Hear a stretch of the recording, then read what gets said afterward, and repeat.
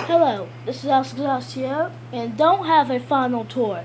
My 2014 LG TV is not down now. It has little sound problems I want to quick show you.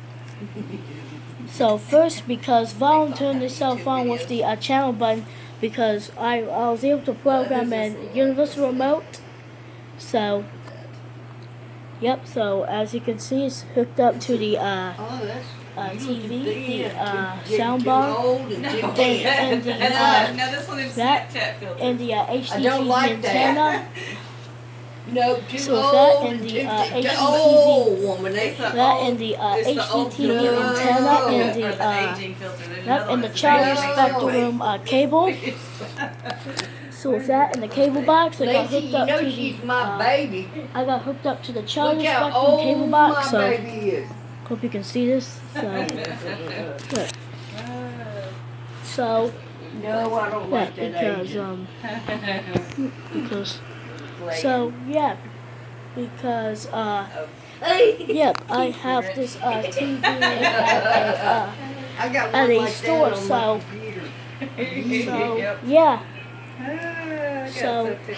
yep, so I got the TV, the soundbar, and the internet, and the HDTV antenna, and the